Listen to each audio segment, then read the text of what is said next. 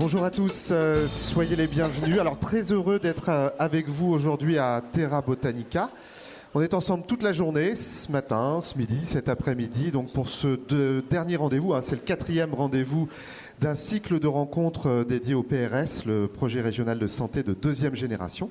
Un cycle initié donc par l'ARS des Pays de la Loire. Sa directrice générale est à mes côtés. Elle va évidemment introduire cette journée dans quelques instants. Juste un mot pour vous redire, pour rembobiner un petit peu le film. En décembre, premier rendez-vous sur le thème quand l'usager devient acteur. En janvier, on a parlé de l'impact des évolutions technologiques sur la médecine. Et puis en février, une interrogation transversale qui avait lieu à Nantes. On a voyagé aussi, Carquefou, Nantes et aujourd'hui Angers.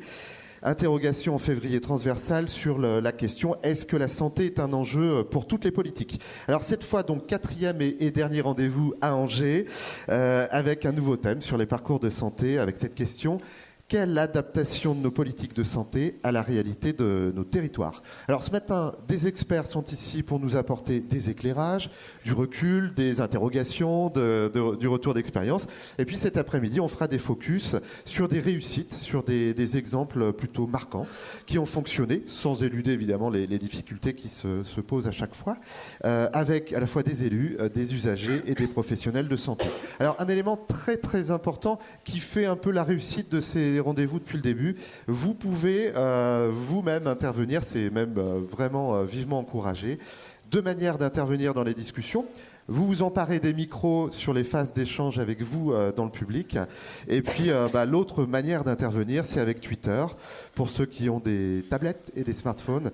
Donc c'est avec le mot-clé rencontre PRS, rencontre au pluriel, rencontre avec un R majuscule. Voilà, c'est très important. Ça permet d'être bien référencé sur Twitter. Alors vous savez tout. On commence avec Cécile Courrèges, directrice générale de l'ARS des Pays de la Loire, qui va donc introduire la journée. C'est à vous. Merci à vous. Merci à vous tous encore d'avoir répondu présent. C'est à chaque fois très impressionnant de vous voir aussi nombreux. Et puis sur un thème comme le territoire, je suis ravie de voir autant de partenaires de l'ARS et aussi d'agents de l'ARS présents sur ce sujet-là. C'est vrai que c'est maintenant notre dernière rencontre du PRS. C'est toujours à guichet fermé. Le succès de la formule se confirme. Ça confirme le besoin que nous avons, que nous partageons de pouvoir réfléchir ensemble sur des sujets majeurs pour notre système de santé, de pouvoir prendre de la hauteur ensemble. Nous avons commencé, comme ça a été rappelé, par l'usager. Nous finissons par le territoire, en s'étant aussi intéressés à l'innovation et à la coordination des politiques publiques.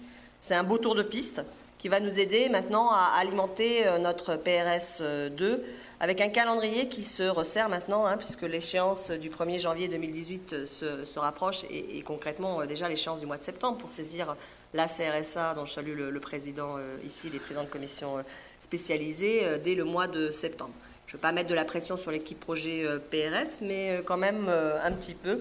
On rentre maintenant dans cette phase où effectivement il va falloir aussi formaliser et pouvoir tirer tous les enseignements de ces différentes rencontres du PRS et des différents chantiers qui sont en cours.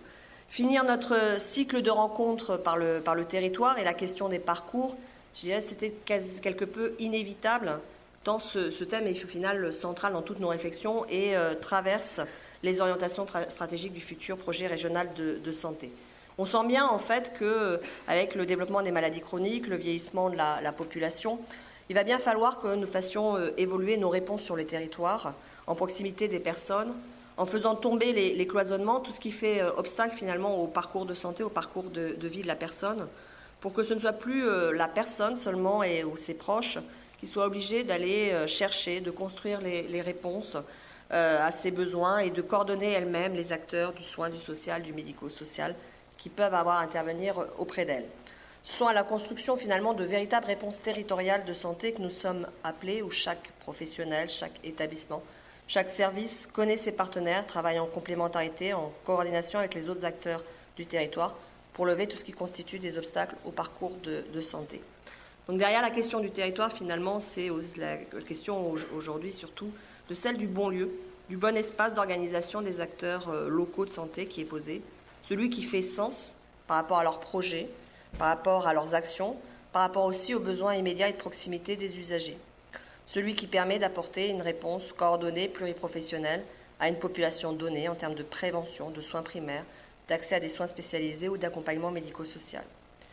Alors pour accompagner ces dynamiques de territoire, nous avons déjà un certain nombre d'outils et de lieux d'intégration. Je ne vais pas tous les citer, mais entre les CLIC, les MAIA, les MDA, les MSP, les CLS, on a déjà effectivement un certain nombre d'outils. Avec la loi adaptation de la société et vieillissement et la loi de santé, nous en disposons de nouveaux, les ESP, les CPTS, les PTA, les PTSM, les GHT, les contrats territoriaux de santé, une nouvelle gouvernance territoriale aussi avec les conseils territoriaux de santé et les conférences de financeurs de prévention de la perte d'autonomie. Le moins qu'on puisse dire, et vous partagerez avec moi, c'est que ce n'est pas d'un manque d'outils dont nous pâtissons. Le vrai défi aujourd'hui, il est plutôt celui de savoir bien les utiliser, de savoir les mobiliser à bon escient en fonction des acteurs présents, de leur dynamique et des besoins du territoire, pour éviter justement ce qui peut être le risque, la redondance, l'empilement, le millefeuille, qui arriverait au résultat strictement inverse de celui qui est recherché. Et ce travail, il ne peut être mené de façon pertinente que sur les territoires, sur les bassins de vie qui font sens pour les acteurs.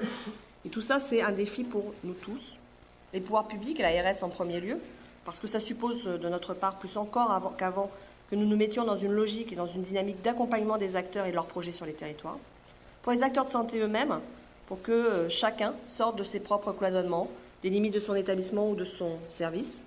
Pour les élus aussi, qui ne peuvent pas rester à l'écart de ce qui, notamment avec les sujets de la démographie médicale, devient un véritable enjeu en termes d'aménagement du territoire et d'attractivité des territoires. Et de ce point de vue, du côté de l'ARS, nous espérons beaucoup des nouvelles intercommunalités qui se mettent en place dans le cadre de la loi NOTRe, car c'est pour nous aussi l'opportunité d'avoir des interlocuteurs élus plus structurés et plus légitimes à ce niveau infra-départemental sur lequel nous sommes maintenant appelés à travailler plus activement demain. Alors au final, est-ce que ces réflexions que nous allons partager aujourd'hui activement, elles sont finalement aussi si originales que ça?